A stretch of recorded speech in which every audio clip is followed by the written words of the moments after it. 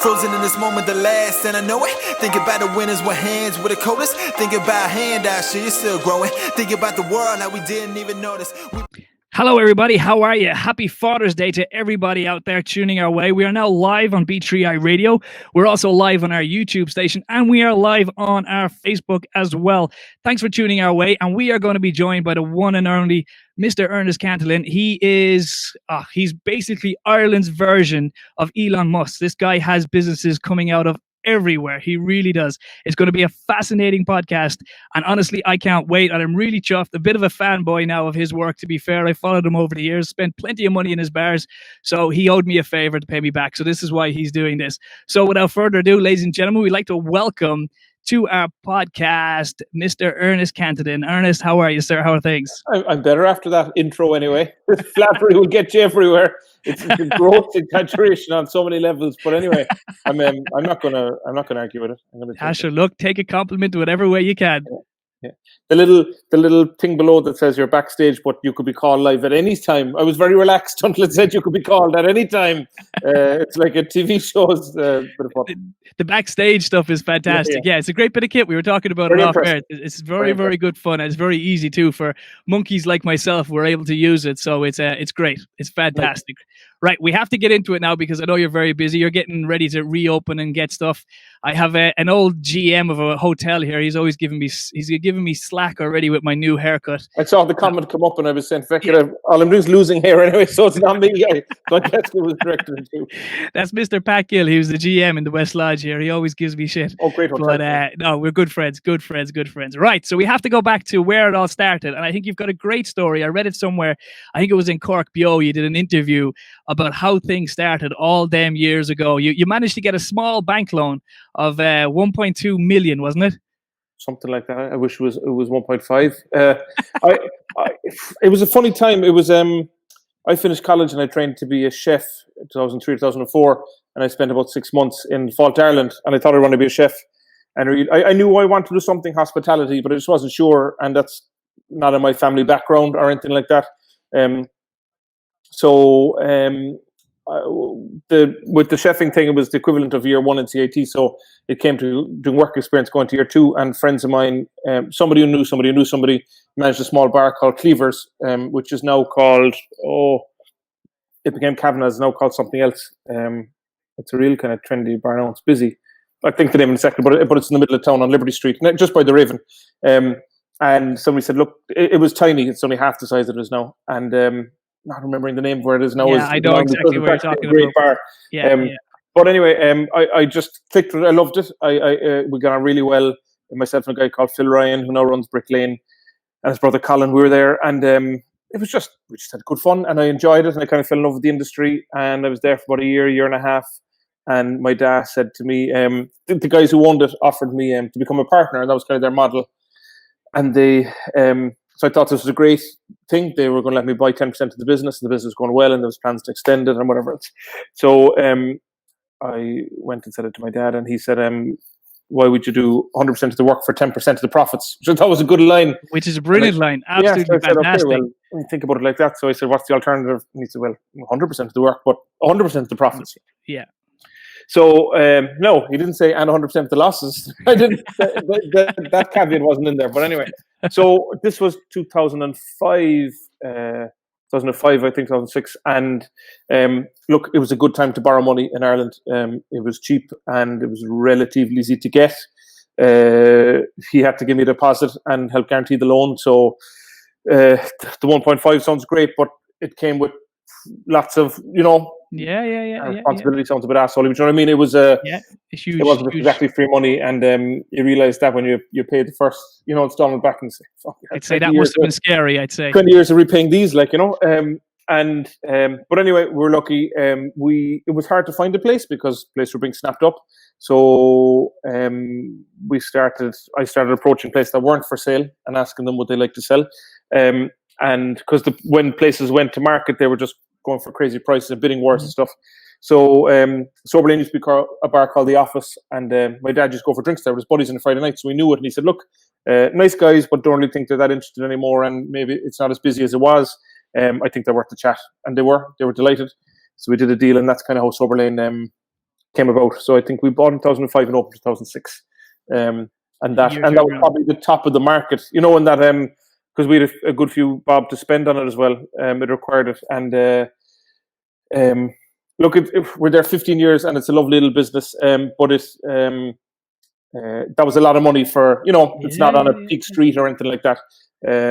So it's I suppose to put it in perspective, I bought Sober Lane and Electric for around the same amount of money. You know, just either side of the crack. Yeah. So that's the, you know, whatever. But it was. But it must have felt good though. Your old man backing you, being Father's Day and stuff like that. That must have give it a small bit of confidence, but a lot of pressure too. That your old man is willing to sort of put his head on the line for you to a certain degree. I'll be honest, it didn't really click. I suppose when you're kind of borrowing money, and I suppose it's just naivety. So you know, it was only after a year or two of trading I realized how much money was involved, to be honest. And also, you know, just the real nature of it. And you get flattered by turnover, and then when you get down to net profit, you're like, wow, you know, like, and then you kind of say, Jesus, if this doesn't work out, like, it just has to, you know, like, so. Do or die. Yeah, so when you kind of don't have a choice, then maybe you don't get that stressed over. And we got consistently busier nearly every year we've been open. Maybe from 2015 we've probably the same level of busyness. But so because we started from a low base, and I suppose I don't have to expect, the recession didn't impact us that much, and not by design, but we just the way it ended up. We built a model around pizzas and student deals, and they weren't even student deals. They were just pizza picture deal was a big thing for us, and it still is. So it was kind of a recession-friendly model, you know, and it's like it's a dive bar, and I don't mean that in a derogatory way because it's my baby and I love it, but they're the kind of bars that I like, and so it wasn't built to be fancy or the shiny thing. It was built to be durable. Yeah, but it was never meant to be a super pub or any of these trendy things. So that when they kind of went out of fashion, you know, or we didn't need 600 people to fill it, however. Yeah, so there's, and I'll be honest, I was in my own little microcosm, and I was working a lot of hours for, you know, those couple of years just whipped by with a ball. And I was in my early 20s. I lived on Grand Parade when you said about Bantry, if you know into music, you know Pat Fitz. So I lived with Pat for 10 years maybe on Grand Parade, and that was my world, those two streets. I don't mean I was unaware that a recession was going on, because my buddies were heading off to Australia, and definitely you know, you could see things getting funny, but in the same breath, just did all the hours under the sun and was just lucky. You know, like we just kept tipping away. We had a bit of a rugby following, and Munster was still on a good run at that stage. So just as I said, things just kind of went away. So it was a good adventure. It was a steep learning curve. Like when we started at Cleavers, me and that guy Phil, was the first or second night we never changed the keg, and the keg went, and we were like, okay, how do we do this? And my buddy Haga, his dad had worked in the GA club, I think, in Mayfield. So we rung him, and he asked his dad, and he talks through on the phone or something like that. And so I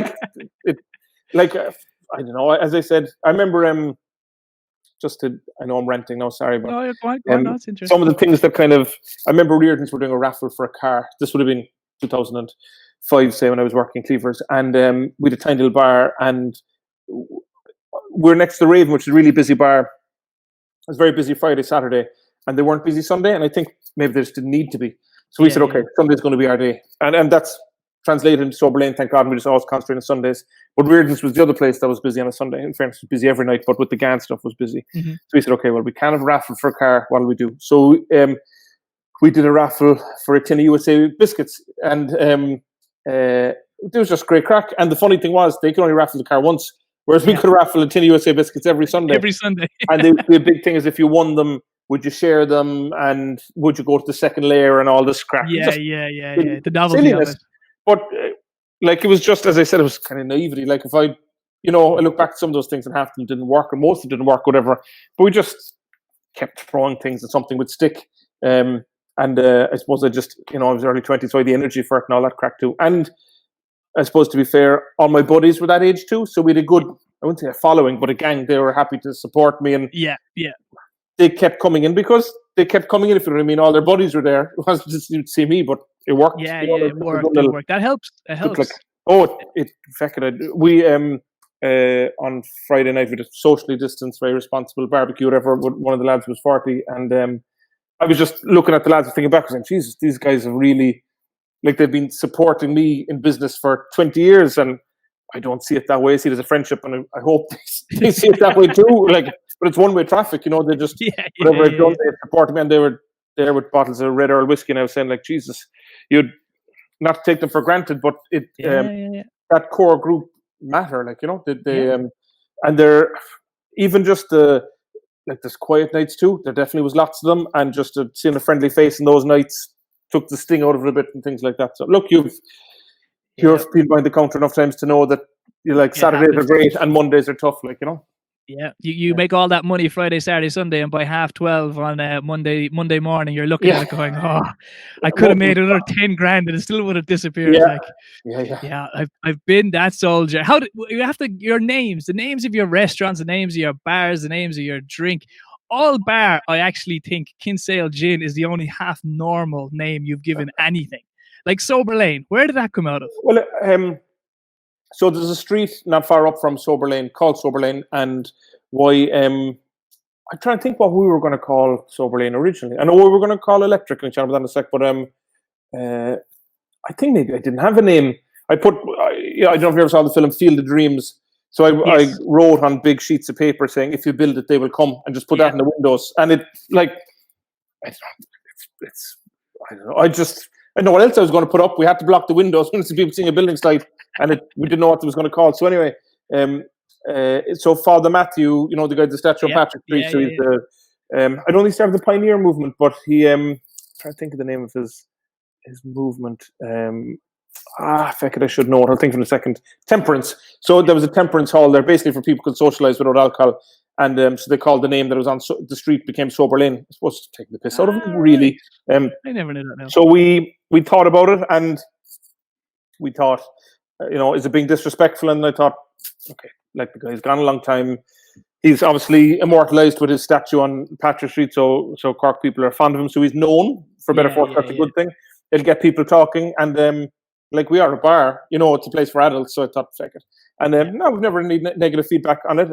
So it's gone well, and it just clicked. And then I don't know how it got kind of synonymous then with the Three Monkeys. There was. I was going to ask you, where did them Three Monkeys come from? I think somebody brought them back from Thailand or something. You know, one of the a small one that could buy on the beach.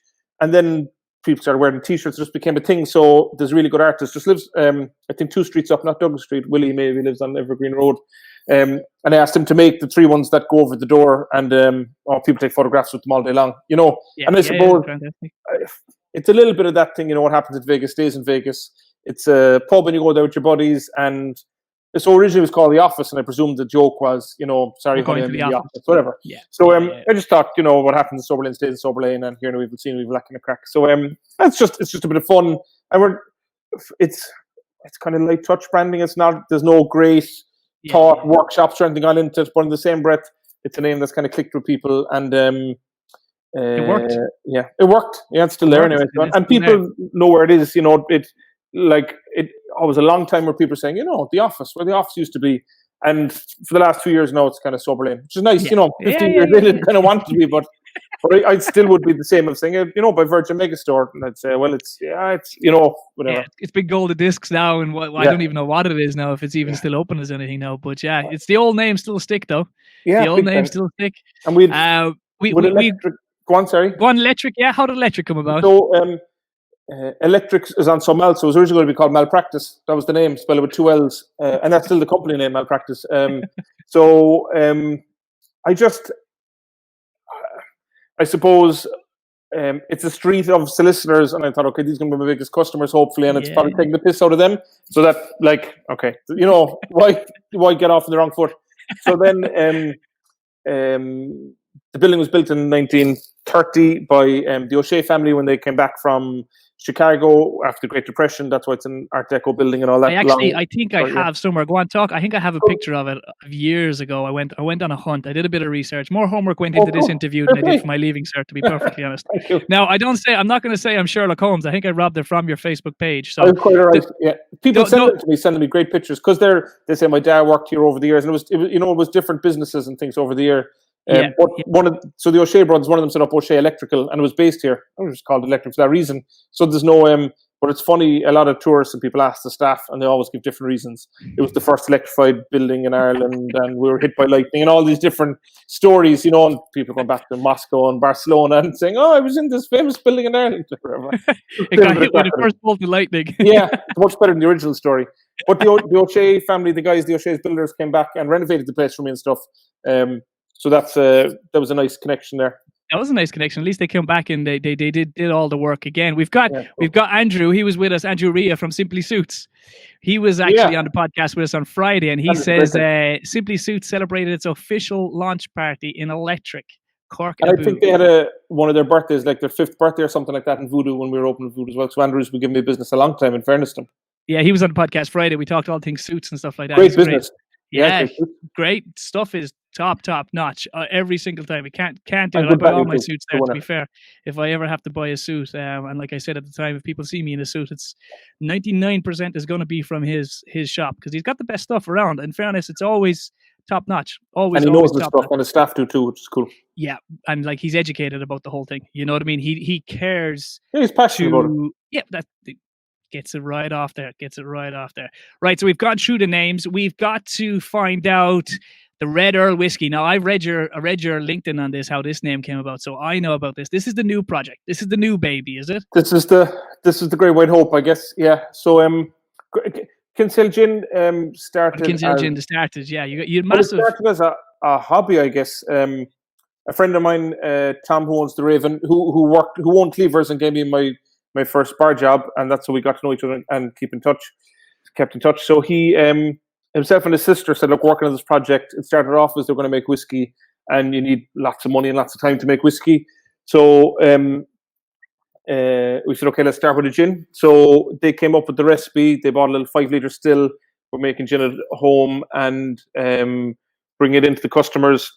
It was probably in Kavanagh's at the time. I'm trying to think what part Tom was in. Mm-hmm. And you had a group of gin drinkers, and they taste it and they go, yeah, too junipery, too spicy, doesn't taste enough like gin. And number 67, I think, was the magic number. That was there was probably about 100 distillations, but I think number 67 was the one where people said, wow. And it was important for us that it was different. So for some gin drinkers, it might be a little too different. Maybe it's a little marmitey, but it's a crowded market, and we just had to be different. We couldn't say, oh yeah, that's a nice gin, like all the rest.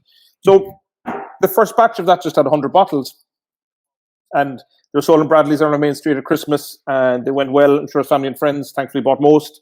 And then I think we made 500 bottles the next time. And for 3 or 4 years, we just didn't give the TLC it probably should have, but in the same breath, it just kept on kind of growing. Mm-hmm. And I think I was probably at Soberley in Dublin at the time, and I don't know, Tom bought the Raven, was renovating the Raven yet. So we had lots going on. But we kind of knew we just had to get around to the whiskey. So we over 4 years ago, Red Earl would have been laid down. 5 years ago, the gin's probably going 6 or 7 that project. Anyway, so we're waiting for that to mature.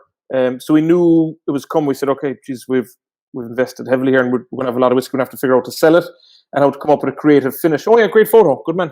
That was the photo. Now I did rob it off your Facebook page, so I can't say. So there's Citroen on the ground floor. There was a garage, and there's Citroen cars out the front. I think these used to be petrol pumps. Looks like an old mafia movie, doesn't it? With all the old cars cool. there, doesn't it? Yeah, it's cool. It's cool. It is cool. It comes with history, that place, and that was an old bank as well, wasn't it? Yeah, so it was ACC. I bought it from ACC Bank. So a lot of people said, "Oh, I got my first mortgage here and stuff." So when people come in, there's some nice, there's cool stories and stuff. Yeah. So we, a third partner got involved with us about a year and a half ago. A guy called Colin Ross. He owned Clancy's in Cork for years and has been successful lots of things. But he used to work for Heineken and has launched a vodka brand in the States and has lots more experience in the drinks business than I have. And he helped us kick it up a notch in a big way. So after a couple of months, he said, guys, look, there's serious potential here, but we need to just start taking this really seriously. Yeah. And so for the last year, it's been kind of head down and getting Red Earl lined up. So it's a release going to be 3 whiskies, maybe one every 6 or 9 months. And they're all around the Battle of Kinsale and all tied to different characters in the battle and things like that, with different finishes and different backstories. So there's been a lot of thought in it. And look, sometimes the things that happen on the fly work, but I guess if you got to wait 3 years plus for whiskey to age, you may as well think about it while it's sitting there, like. So so like there was a million iterations of the label and the design and the bottles and all this kind of crack. But it's so it's based on Reggie O'Donnell, who was the Earl of Tyrconnell up around Tyrone, and he had a really interesting life. He was captured by the English, and he was held prisoner in Dublin Castle, and he escaped, and he lost his toes to frostbite escaping, which is relevant because they're trying to find his body in Spain at the moment, and they thought they found it, but the body had its 10 toes, so they know it wasn't him. There's all these. He's got a really interesting character. I must look him up because he sounds fun. So in 1601, in the Battle of Kinsale, he was one of the Irish leaders, and when they lost, he retreated to Spain to try and get Spanish reinforcements to have another go. And story goes, the English sent over an assassin after him and poisoned him by pouring poison in his ear while he slept. Pretty random way to kill somebody. Yeah. But it was near the Rioja region of Spain, the wine region. So the whiskey is finished in Rioja barrels, and that gives it its kind of rubyish, pinky color. And it's a nice marketing tie-in, but also it's a cask that, as far as I know, has never been used for Irish whiskey before. So it's just, if you want something that's going to be different, catch somebody's eye in the same breath, it's got to taste nice, and it's got to be affordable. So our effort was, to tick all those boxes.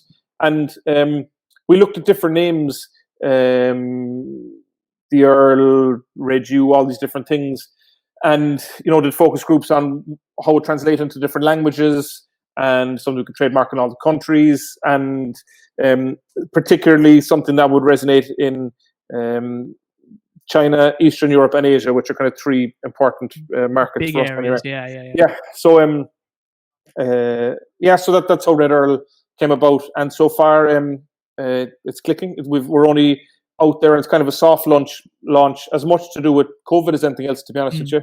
And although it's a nice way to launch a product, because you can figure out each channel as you go, and we don't have the budgets for billboards and TV ads and all this kind of crack anyway. So and it's quite prohibitive to try and advertise alcohol. There's you're very limited what you can do, and it has to be at night and that kind of stuff anyway.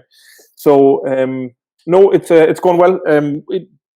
Father's Day has been particularly good to us. It's a good day for off licenses and online and that kind of stuff. So it's been busy, thank God. See, if I had a glass of it here now, if you had to send me down a bottle, that'd be nice. I should have brought it. I don't have a bottle here. Have it here, and I could be sipping it, and I could be telling you exactly what it is like. I told you I'll make money out of this podcast yesterday. And I'm sitting in electric, and it's a disgrace. There's no bottle of it here because we haven't been open since it's been out. So anyway, if I don't even stock my own product, I'm a bad ad. But anyway. But sure, look, you'll get there. We'll get there. Small steps, like all small acorns. Now, you're a bit of a collector. You do fancy yourself as a parking ticket collector, don't you? Oh. I'm my own worst enemy, and that what happens is I just pop in to get something, to get a case of gin from the store, or pop into electric to get something, and I get caught talking something, and then an hour or two later, and I come up and the ticket's there, and there is zero grey area. Like it's just bad parking. It's double yellows, and they're 40 quid, like the Sting. So like I remember when they were 25 was something, but 40. That's an expensive hobby. It's an expensive when it's like 10% of your weekly COVID payment. It's of the $350. It's a chunk. It's a chunk. It is a chunk. No, I remember seeing you had an interview done maybe 2 years ago, and they asked you, how much money do you have in your pocket? You said you got €21 on a parking ticket. Yeah. And then I think was it last week or something when you were heading back into Sober Lane, you ended up getting another parking ticket. So I said to myself, I have to bring up the parking tickets. I got one on the last day they were ticketing, and I think I got one on the first day. I had a field day where they were off for 3 months. I was parking wherever. It was probably a fire hazard obstruction, but anyway, it was getting away with murder. So I suspect they were like gunning for me anyway. So yeah, you can account for a lot of Christmas bonuses with the ticket men, I'd say, and the ladies out there. Maybe so. They see Ernest's car, right? We know who that is. We'll definitely get it. We'll just watch it for a half an hour. He won't be back out. Yeah. We can catch him. I'm trying to remember to pay the bloody things. Oh. Get an app. There we are. There's a business idea for you. There's the next one. Pay your parking tickets app. Right, we got to get through these questions because I know you're very, very busy. You're opening Sober Lane Monday, isn't it? Is it back open Monday? So we could open Monday, but we're going to wait a week or two. You had a great post, man. It's a bit of a even we'll start again where I can actually learn how to talk. We have a pub back here, and even now they're saying, "Oh, do some small food and try and open Monday." But to be honest, I'm not sure whether it'd even be worth it because I'd say a lot of people are still going to be a bit scared. They're waiting to see how the restaurants and their hairdressers and the beauticians get on. And you've before. only 3 weeks to wait. I think from the outside looking in, people say, do a bit of food, transform your whole business for the sake of 3 weeks. That doesn't, no matter how busy you are, those numbers aren't going to make sense. Not and if live music or something else is your thing, why would you change your model? Yeah. We are food driven. Sober Lane is very boozy, but a lot of people eat, even if it's just one portion of Coojons between three lads on the pints. Nearly all our customers would have some amount of food. Electric would be more than 50% food, would be 50-50. But I just look, maybe it's getting a bit older, or I was going to say lazier. And to be fair, it's not with this. I don't want to be. I don't think there's going to be any credit for being the first to get it right because it's just important and you have to get it right. And but I think there's going to be a lot of grief for getting it wrong. And I don't mean getting it wrong in that an outbreak or anything dramatic like that. I just mean not living up to the expectations that are out there. And I think that it's going to take a week or two for people and the businesses, the expectations to marry up. So I think some people are going to come in and expect to be like that end scene in E.T. when we're all in these big white suits and there's the tunnels and look, it's not going to be that. Hazmat suits and stuff like that. And if look, maybe some places will cater for that, but we're not going to because atmosphere and relaxation is what we do. Of course, we'll keep things safe and clean. I was reading the guidelines and it said, staff members now have to wash their hands after the following, occasions, like going to the toilet. You kind of say, you kind of hope your staff are doing that anyway. So wipe down tables after use. Give us a break. Don't leave them set for the night and use the last guy's plate. So look, I get what they're saying, even though they're a bit patronising and it's a moving target. But so I came in and I moved all the tables out for 2 meters, and then I was looking at screens, and now they're for 1 meter. And we were going to say bookings only, but now you don't have to have bookings and all this kind of crack. So I'm glad I'm sure some guys went out and probably invested heavily in all these, stop-go traffic light systems and all this crack. But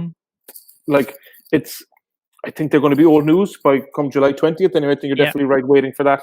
So I think around the second week, and I see, usually you would open a pub at a busy time. You'd be a push for a jazz weekender. Yeah. You will know this because you have one. A pub is never ready. A restaurant is never ready. It's just that the week before Christmas comes and you have to open. Yeah. And it's not a coincidence that no pub ever opens in January. You just have to make it work. So you get open for that Paddy's Day or whatever. But now, even though I hope there's big pent up demand, you don't have the capacity for it. So it's not so the price for opening on that Monday, I don't think is worth it. Not even financially, but just for the stress, my own stress, and for the customers and the staff. I'd like to go. So Clancy's is opening on the 29th, and I'm definitely going to go there and have a look. And I think they seem to have put a lot of work into it. So I'm really curious to see what solutions they have and see if I copy them. I don't know, was it on air or off air? We were talking about apps a while ago, and I don't know how ordering at the bar will work, but I think it will work. And if you look, most bar counters are really wide because the counter is wide, and then you've got what people can't see, but there's fridges or glass racks underneath. Yeah. So you're a good meter back from somebody. And it's a pretty short interaction, and especially with ordering, and if contact, there's no need for any hand contact. So I don't think you need the Robocop Perspex screen between you. I don't think. And I think a lot of people will struggle with the ordering from the table app. I'm mad to try it, particularly in Sober Lane, because I think it would be cool. But you miss that banter at the bar, and somebody says, "What beers have you got?" And have you got that? And it's kind of like shopping online, isn't it? Really, it's kind of the same thing. You don't go to if you want to have a drink, you drink at home. If you want to go to a pub, you go to a pub, and it's not for ordering stuff on apps and stuff like that. You want the atmosphere and stuff. You want to be able to mingle with people. You want to be able to mingle with your friends. You don't want to be in. You don't want to be in an operating theater. That's my take on it, anyway. One of the best posts that I saw was, "Will somebody please reopen the pub so we can drink less?" Which I thought was kind of funny. And look, I see the irony in that, and Yeah. emphasize it in the same thing. But I do, and look, I'm not going to spin the yarn that we maybe is for American tourists about the magic of the Irish pub. Look, don't get me wrong. You go to some place like Dick Mac and Dingle, and it is like it is the North Pole for adults. It's like this amazing thing. But for us, you do try and create an atmosphere that is conducive largely by the other people in it, the other customers who want to be there, like-minded people socializing, and boy meets girl, or boy meets boy, or boy meets girl, or girl, whatever the combination is. Are you there, to watch a match with your buddies or other fans? For me anyway, I like sports. I have no problem going to watch. I don't know if I'd watch sports at home alone, but I have no problem in a pub watching it alone, because I know everyone else Because you're is not probably alone when watching you're it in a pub. too, Though. and you're having a bit of grub and chatting, whatever. But and I think the staff and the barman play an important part in that. Even with ordering food, just because a pub, like in a restaurant, you'd ask somebody, "What's good? Will we need sides with that? Is the jalapeno? Are they really spicy?" That those things. So I don't know. I'm really looking forward to get back. Our staff are really looking forward to coming back, which is nice, and they were very positive and supportive about a pretty shitty situation while they were all off. So that's good. We've had lots of messages. We sold lots of gift vouchers online for electric while we were closed. It was only about 6 weeks into it when we don't get notifications. We have to, it goes into StripeCon, we have to check. And I said, Jesus, what's going on here? And I think people are responding with goodwill. I suppose, they're taking leap of faith they're going to reopen, which was big.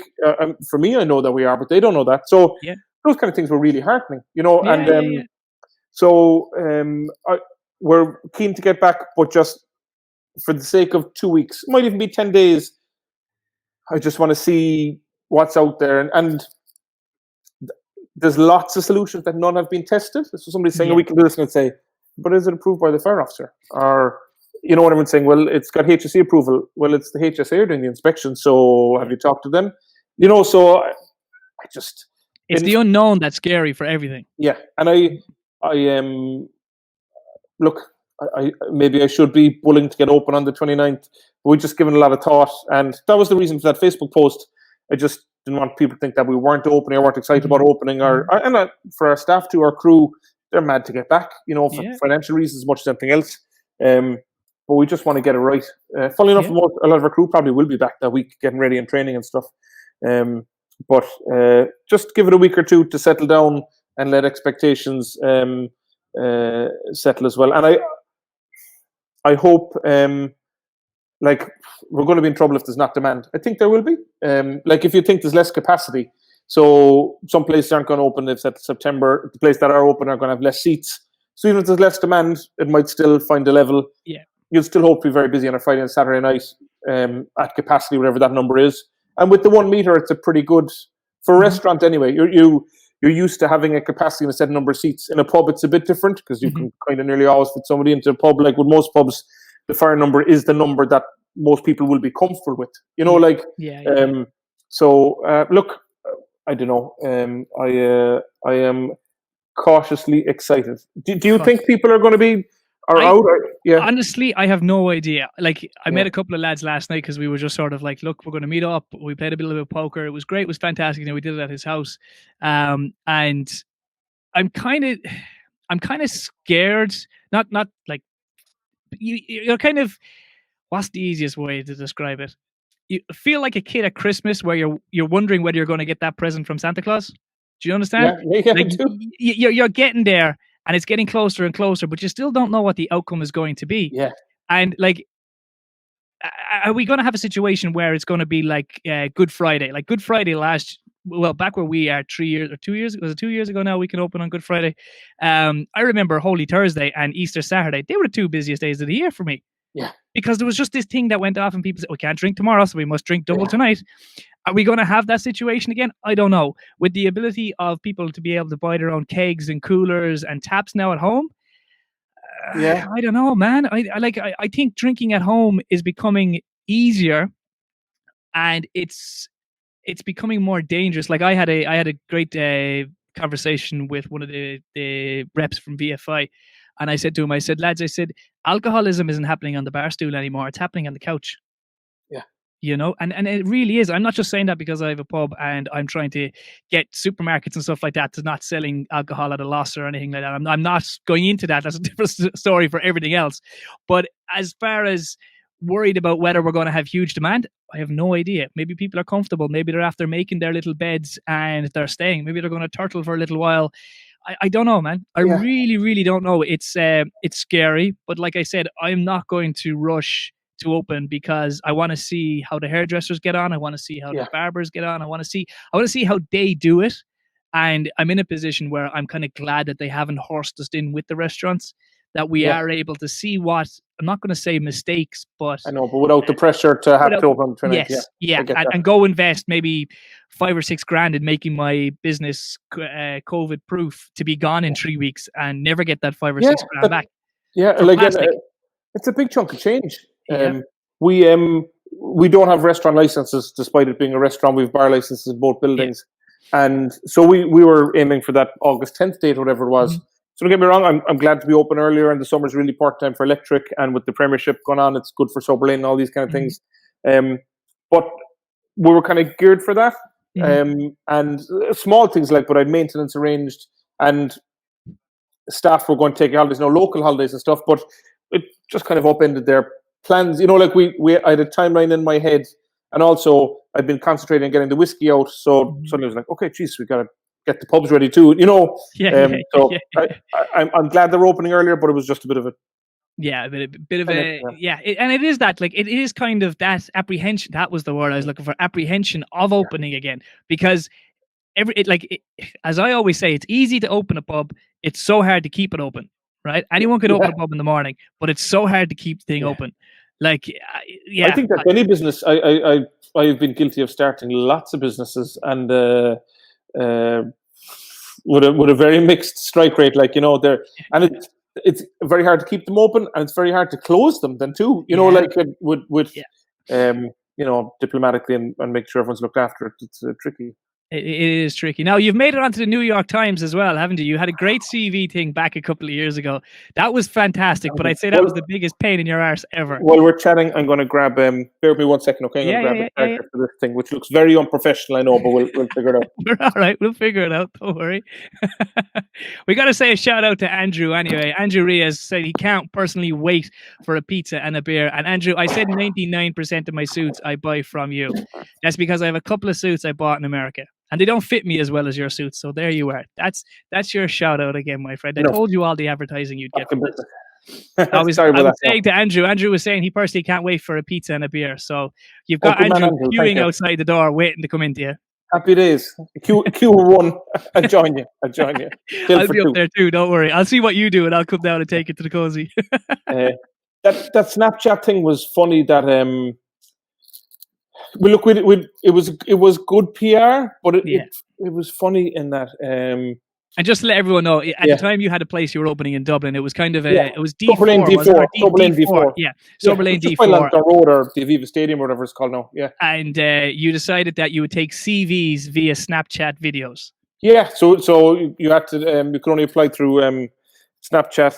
Look, we knew it was a gimmick. Snapchat was kind of the Grey White Hope, the next big thing at the time, and we were kind of near the Silicon Dock, so we were surrounded by all those. I don't know if Snapchat actually had offices nearby. I don't think so, but all the rest of them did, and we were just trying to stand out to be different. And also there was a bit of a logic in that your initial interaction, particularly with a bartender, it's pretty short and they make good impression or not. So we wanted to see what that first impression was, and we got some really good ones with people juggling and telling jokes or making cocktails or all sorts of things. And some of the staffs we got from it were brilliant, and some of the staff were good at juggling or whatever, but maybe not great at other things.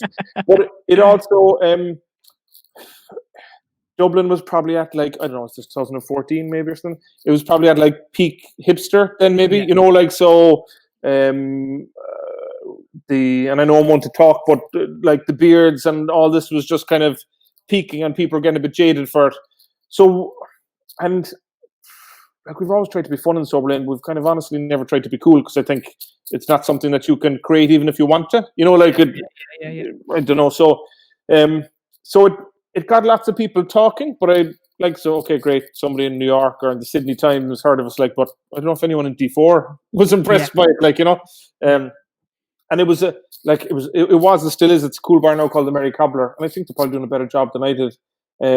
We just tried to be too different. Like, we had a brunch menu with Pop Tarts and all these kind of things, and they sound like fun, but really, like, people want rasher sandwiches, and like yeah.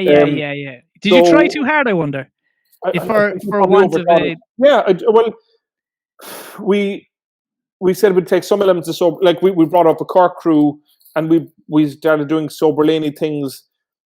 So, well, I'm not saying we get away with Pop Tart and sober lane either. People have been on us with a journey for 15 years, so they know either not to take us too seriously, or that they know that while the food might be Michelin star stuff, it's all homemade. It's really good.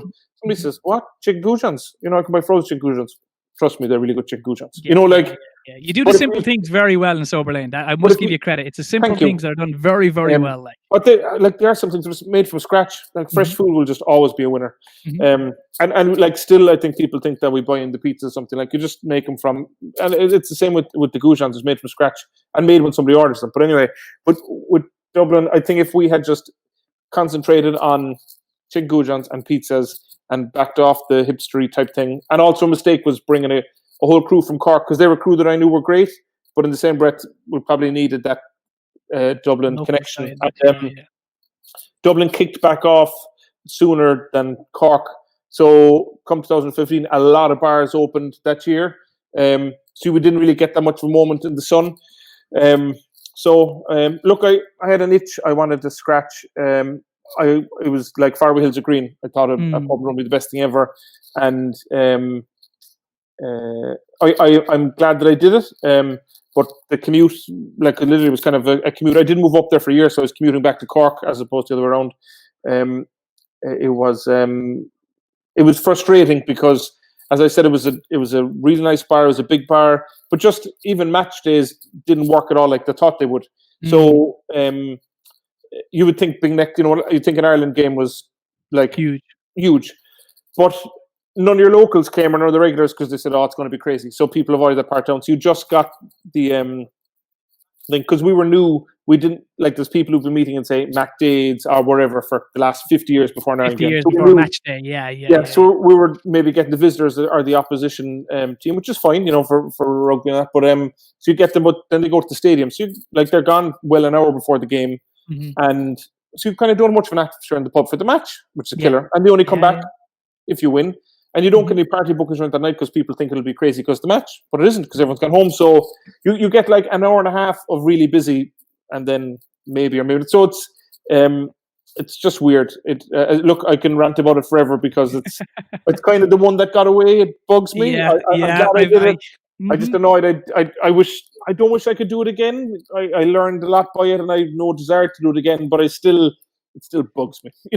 I've been that soldier. Yeah, it's just that. Yeah. You want to say it that way. Now, I wonder, there was an interview you did a couple of years ago that if you were mayor of Cork, did you ever get planning for putting the roof over Pana Street? Did you? Well, funnily enough, I've said it to a few people, and they've always thought I was mad. And I won't name, not that I'd be on his agenda, but I said it one time to a big business guy who was in town for a conference, and I just happened to, I knew somebody's having lunch with them. They knew I'd like to meet him, so they said, "I'm having lunch with this person." And I said it to him, and he said, "Oh, yeah. And then he was giving this big speech, and he kind of threw it in. Everyone said, "Oh my God, this is a great idea!" I was mad when I said it. But if you've ever been to Vegas, in the old part of Vegas, they put a roof on it 5 times. Yeah, so it's the world's biggest cinema screen. I wasn't proposing that, but I just think that. And look, I'm not in retail, and they're having a tough time at the moment. So, my thoughts were that they've semi-pedestrianized it. So you still have buses and public, and taxis going down it probably faster than ever because they're not traffic, and that wasn't the way it was designed, or what it was designed for. And Beth Galley, the original designer of it, has said that if it was going to be pedestrianized, she would have done it quite differently. That's my interpretation of her comments on it. But I thought you could have an area for a farmer's market. I don't think compete with the shops, seem to be complementary. Why not have a skate park? Why not have some kind of an amphitheatre? I'm talking about it in the road space. Mhm. Why not have one of those trains that goes around Fota, but going around to hop on and hop off, and it's free? And you say you make Dawn Square around there, turning circle for taxis and buses. You have for people with limited mobility, or if it's raining, they still have the train option. And I just look, it's a daydream. Maybe it would cost lots of money. Maybe there's loads of reasons why. But I just thought it would be really different. You know, It would be. Yeah. It's a big footprint. Patrick Street is a huge footprint, and it's not like there's a lot of empty space in Patrick Street. Big time. Like somebody said, like Devlin's could be a great opportunity. Problem is, you have a private landlord who's looking for a big rent, so I don't know how it's going to become that opportunity. But like Shop Street in Galway or Grafton Street in Dublin, they don't feel the need to have buses or taxis going down them. You know, and you've got some of the best buskers in the world probably in Grafton Street, or Shop Street definitely. Key West are a great band that seem to be there playing a lot. And look, I don't know, it's a daydream, but I had given it a bit of thought. You know, like I just thought that it. I'm sure transportation model-wise, there's probably lots of reasons why it can't happen. Yeah, it can't but, work. but I'm sure there's people who said that it couldn't happen on those other streets too, and there it is. Like, you know. Anyway. That's it. Yeah. They said they couldn't make 100% electric cars, but look at Elon Musk. This is it, man. This is my Joe Rogan, Elon Musk part. I hope you haven't got shares in anything, or you're not floating on the stock market, because come tomorrow, everything will just go straight down. Now we've got a couple of questions. I know you're busy, man, so I promise you, I won't keep you too long. Would you borrow the 1.2 all over again, or the 1.5? Would you do it again tomorrow? I would. Look, like life has been good to me at the ball. I really enjoy work, so while there's been a lot of work, I've really enjoyed it. And let's say it's work. You know, I'm in one of those jobs where your buddies come in to, you know, see you most nights and all that kind of stuff. I would. Look, I've been my own boss for 15, 16 years now or something like that. So I was 23. And as I said, naivety removed some of the stress of it, because I probably wasn't scared as I should have been. I was young enough, and without commitments of a wife or family or anything like that, that I could work all those hours. Would I do it now? Absolutely not. You know, like so. But I wouldn't want to. I just wouldn't want to take that risk and that chance. Maybe I am doing it in bloody another industry with the whiskey, but I am. But yeah, absolutely, I am. I would. And look, I give this with the caveat of having had businesses that haven't worked and have failed, and it's fucking heartbreaking. Yeah. And, but in the same breath, to say about fail hard and fail early. I don't know about fail hard, but failing early definitely is. You can try something else. And I'm not making light of all the legacies that go for business that don't work out for some people. I know that they have baggage that goes with them a long time. But I am. I answer your question. It's been good to me, and it's allowed me to do other things. And again, I'm probably unemployable at this stage because I'm just an old crank and used to doing my own thing. So it has to work. Yeah, it has to work. Are you an obsessive person? Do you obsess about things? No, I probably should more. I just I like solutions. So if there's something wrong, can we fix it? And that bugs some people, because sometimes it's not a problem, it's an issue, or maybe they're just saying, like, I'm making you aware of this, or, you know, not always looking for a solution. But if I think a solution is better than the perfect solution. So I might be impatient rather than obsessive, and then I say, okay, let's do this. That is a solution, or a solution we can do now, or was within our gift to do. Yeah, rather than analyzing all solutions and come up with the perfect one. But I look, you know yourself too, if you're running a business, it's not that easy to change the tires on a running car. You know, like, so you just you got to a moving car. You just got to, like I said, come up with a solution and get on to the next challenge. Definitely. Right, we've got to get through. If you were, now your question, but if you were Taoiseach of Ireland, how would you get the industry back off its leg, tuning our way? And they're saying that, like, industries are just going, like, we've Matthew Brown, he's saying, unfortunately, a lot of hospitality establishments are already liquidating everything. It's easier than to close their business right now than to stick in and hope that it prevails.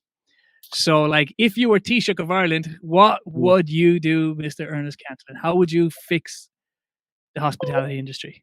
I don't know. I only know my own industry, so I'm giving my answer to that. But the wage subsidy, certainly in the short to medium term, if that is viable for the government, it certainly makes has a much better chance of making business viable. It takes two things. One, it probably will mean that a lot more people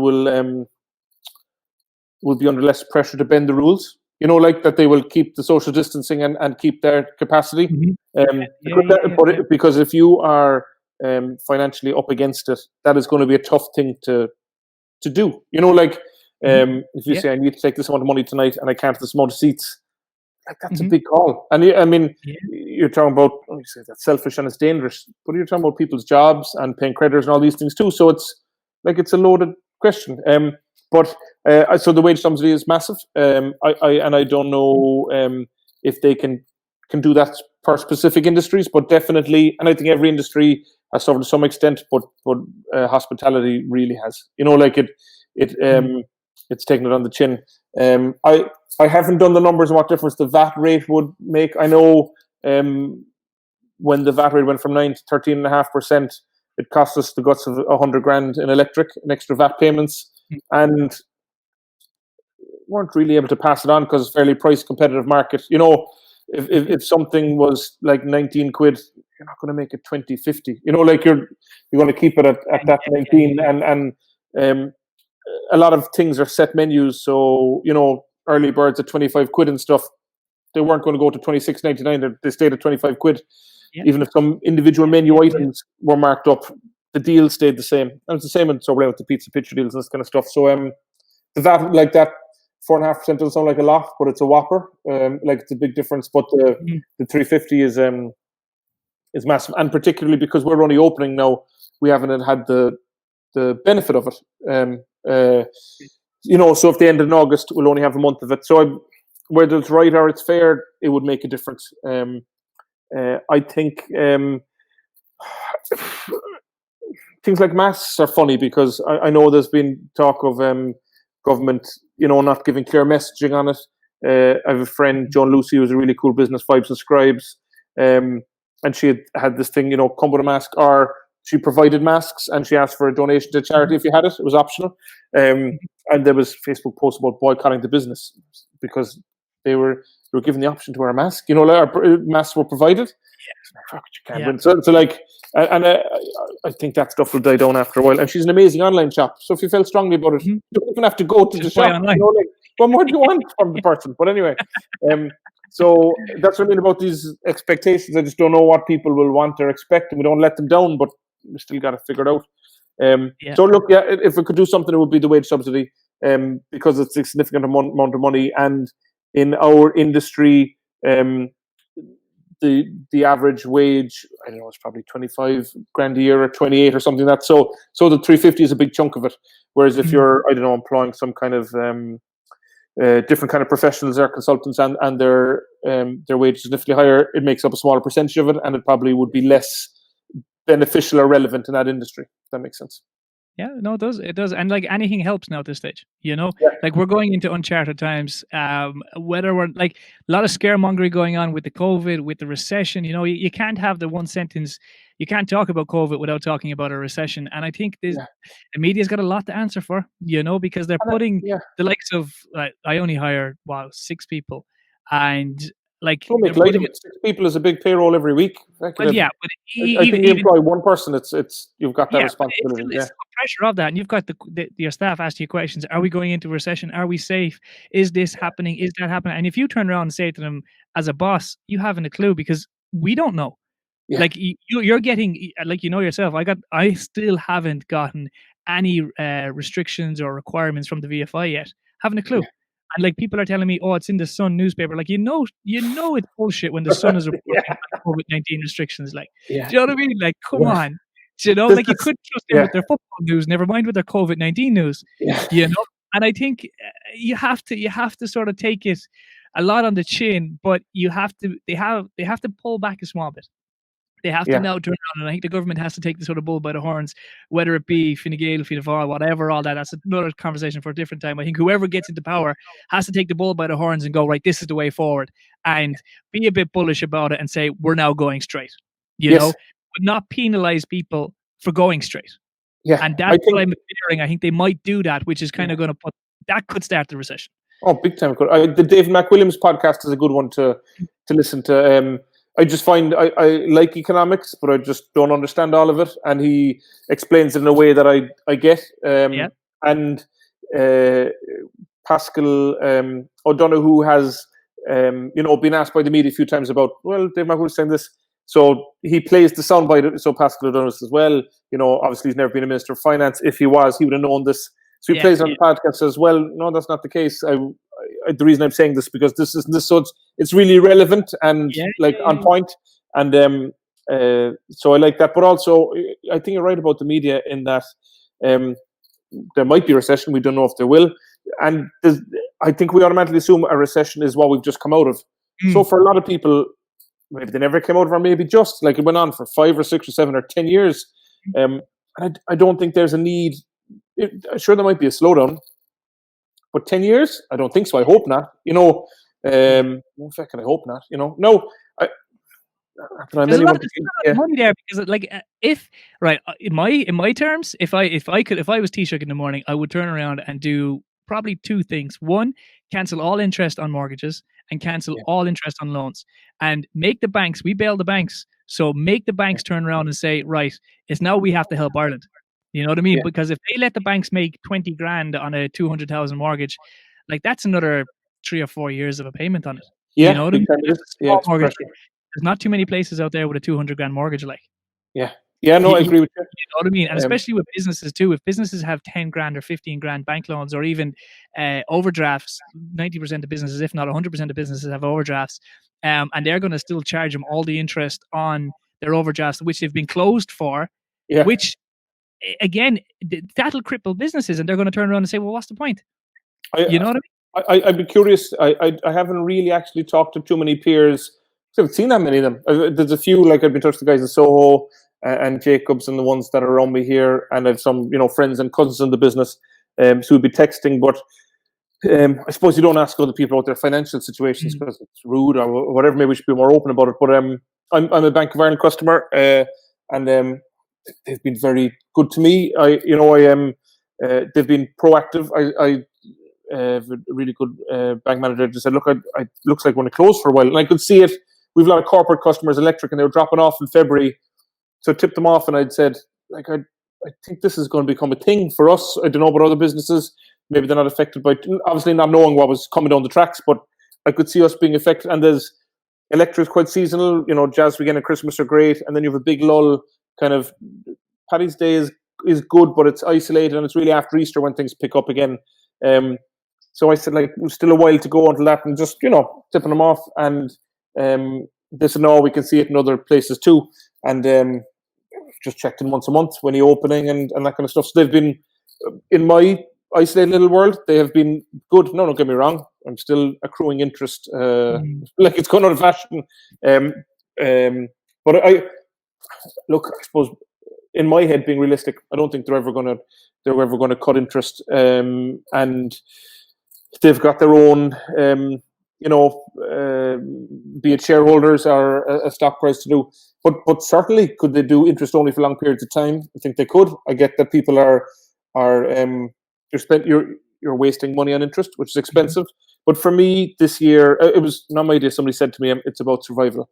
So if you get into the next year or in 18 months' time, and you're still in business and you still have whatever house if you have one, but if you're still going, that is a result. Like, forget about profits or even minimalize. If you can just keep the show on the road, and things like interest only make that possible, assuming the customers come back, which we talked about earlier. And I think some will and most will eventually. Some people have lots of good reasons and people are nervous, but I think it's going to be tough to stay home for that wedding anniversary or the birthday or the college graduation. We haven't had any big, even any of the kids' birthdays. We haven't had any big thing during it, and I don't think. I'm sure I'm probably going to forget my wife's birthday now or something and be shocked, but I don't think we have anyway. I'm instantly now very nervous after saying that. My own birthday, maybe no, but there was no big event, so I haven't had that missing out thing. Yeah. But I've had friends' weddings and stuff were cancelled and we're really looking forward to them. And people flights booked home and that kind of stuff for it. But I think we will miss that going out and mark things, and also for sport, like that first Munster match, a big one like a Munster Leinster game, watching it at home, it's just not the same, and I get people can drink at home and they can order in food, but like in the same breath, we could be at home making all our own clothes as well. Like there's a reason we shop, we go out, laziness, convenience, options, socialization, whatever. I saw I do, and I haven't heard any horror stories from other businesses yet about and most of the landlord stories I've heard have been positive too. But I add the caveat that I don't know a whole lot about the retail sector, and they seem to be taking a kicking unless they've really good online offering. And even then, it's a fucking tough time to be in retail. I wouldn't like it now, to be honest, at all. And Andrew there would know better than us. He's back open. I presume he's back open. So he opened. What was it last? He's trading well. Yeah, I should have been listening. I think he opened last week. All right, and he was sort of saying that he's sort of going into survival mode as well. Like he was picking numbers, targets, but like he said, he admits himself, he was just pulling numbers out of the air because we're the same. We're trying to rosters with no idea. Yeah, and obviously, I'd like to hit. Yeah, I would know. I don't know huge amount about Andrew's business, but I'm guessing that weddings are a factor because my friend Pat Fitz has the wedding band, so he's now at least all his weddings are still going to happen. So I suppose for us, if somebody can't come out tonight, Saturday night, they don't necessarily go out next Saturday. They might miss the occasion. You'd hope if they were going to buy the suit and book that band for the wedding, it gets postponed. At least that paycheck is coming in the future. I see Andrew reply there, good man. End of week 2 better this week. All about survival. Yeah, all about survival, big time. Yeah, that's better though. That's because some people said, okay, it's going to be busy at the start and then it's going to dissipate. But if it's going in the other direction, that is definitely positive. That's positive for everybody, because hopefully that happens all of us as well. That we're able to do better each week. Increasing confidence. And look, if it's getting busier, it means he's doing something right. People are confident and came back, and that's why I think waiting those 2 weeks for us to see what other people are doing gives us a better chance of getting it right and getting that repeat business. I completely understand what you're looking to do, and like I said, I was happy that they pushed out the pubs and not piled them in with the restaurants. It's a small bit hypocritical that restaurants, are able to serve alcohol, but to be perfectly honest, with having a 50-50 look on it, whether you want to be piled in with the restaurants or not, I'm happy to let the restaurants and the beauticians and all that do their thing first. Especially with 3 weeks. If it was 3 months, it's different. But 3 weeks, you're like, okay. Yeah, you're not really going to, it gives you an extra time to see what you have to do to your business. Yeah. That's why I know it would usually be peak season in Bantry, but I'm guessing it's not peak season without the tourists. So, it's not as, because it would be a really good time for us in Electric. We're not going to have hundreds of people outside. We're just not going to be able to serve hundreds of people. That's the rules, which is fine. So I'm saying, okay, it's what we're missing isn't there. We can't do it. So you don't know what you're not missing. Exactly. And that's it, right? We're gonna get one more question out of you, and then we've got our 30-second rapid fire questions that we do, right? I'm nervous about them. I'm nervous about because I feel I'm gonna have like a Tourette's reply to one of it and be instantly regretted. But anyway, which is very incorrect thing to say. But anyway, we get there. What would you offer a young Ernest at 21 advice on? What would you tell a young person now getting into business? Would you say go for it, or would you say hold back, or what would you give a young person, a young entrepreneur that's watching this now? I'd say go for it, 100%. Like I've had a ball. I don't even regret the things that didn't work. It's all I've done. I did work for somebody else, so it's not like I've always been self-employed. I worked for somebody else for a year at the start, but my dad's self-employed, so I grew up. But that's what's kind of all I know. And who knows where life's going to take me, for better, for worse. I may want a job or may need one, but I've just loved it. I like business. I genuinely, I wouldn't say I'm particularly good at it, but I stick at it because I like it. And again, as we said earlier, just when you start something, it has to work. You only have a choice, so on it goes. I'd say go for it. Especially when you're 21, within reason, what's the worst that can happen? In that you don't have a spouse or probably a personal home to lose, or kids that need to be looked after. It's definitely easier then. I can see it now I'm far more hesitant to get stuck in things, which is probably good, but there's missed opportunities too than it would have been back then. Yeah, I completely agree. And like, your dad had a great saying. My dad had one too. He says, "You won't make money unless you sign the dotted line." Yeah, And it's true. It is true. Like, most people are happy to work for other people, and most people understand. Now, I've much the same. I've kind of worked for myself for most of my life to a certain degree, and like, I don't think I could be okay to take orders from someone else. Now, that being said, my mother works for me, or I work for my mother. I'm not too sure, but she does the day trade. And she likes to think she's the boss. And I'd be fair to her, she's probably the boss inside there, and I just get all the heartache. I pay the knowing bills. it is half the battle. Knowing it is half the battle. Yeah. Admitting it is half the battle. Right, we're going to let you go, brother, because I know you're very, very busy. So we're going to get into our 30 seconds questions, right? They're very, very easy. You don't have to worry. All right? Yeah, the nervousness. This is more engaging you've done for the whole podcast, but this is the most important part of everything. Right. Here we go. So, geography questions hit me. No, nothing of the sort. Right, here we go. So, let me just make sure we're up on the 30 seconds. Right, phone call or text message? Or text message. What's your favorite movie? Oh, What About Bob? McDonald's or Burger King? Oh, McDonald's. Scale of 1 to 10, how good of a driver are you? Oh, poor. 2, 3, yeah. Strangest place you've ever made a phone call or sent a text? I have no idea. No idea. I hate the phone, so probably nowhere glamorous. If I could live without a phone, I'd be happy. A person you'd like to have dinner with, dead or alive? I'm going to say Bill Murray, following on from my favorite film of What About Bob. Do you put ketchup in the fridge or outside the fridge? I'm just thinking then I should have said my wife. That would have been a really good answer. Brownie points. Personally, I don't like ketchup out of the fridge, but it's in the fridge at home, so I'm defying my own answer. But anyway, but then again, it's Heinz ketchup at home. And I like Chef ketchup, so just. I'm Chef ketchup, not a Heinz man. I'm a Chef ketchup man. Chef ketchup if you had the choice to live forever or have the power of invisibility, which would you have? Living forever sounds like torture anyway. Invisibility, invisibility maybe. Although I don't know, it sounds like maybe a creepy answer. So neither. Can I pick neither? I don't. Yeah. Do you eat soup or drink it? You eat soup. Even though, I have 1 and a 3-year-old, so it goes over the head. But you eat soup. I know what you mean. And what's the most annoying thing in the world, Mr. Ernest Cantillon? This is a personal gripe, but it's when you said earlier about what your dad said about not signing on the dotted line. When people go on about the lotto and you'll never win it, and but if you don't buy a ticket, or somebody check the number. Did you have a ticket? No, I didn't. Like, why are you checking the numbers? But if you don't buy a ticket, you're never going to win. Anyway, it's a gripe I have with it. I'm sure you get things over the bar counter as well. I do. It's been an absolute pleasure, my friend. Thank you so much for doing this. Parking tickets. That would have been my answer. Sorry, parking tickets should have been my answer. Parking tickets. Always parking tickets. Always parking tickets. My friend. Thank you so much for doing that. Thank you. Really appreciate it. Thank you so much. And we shout out when we get back up and opening and everything going again. Yeah, good luck. Good luck with that. You too, sir. Thank you so much. We appreciate it. Your systems are offline.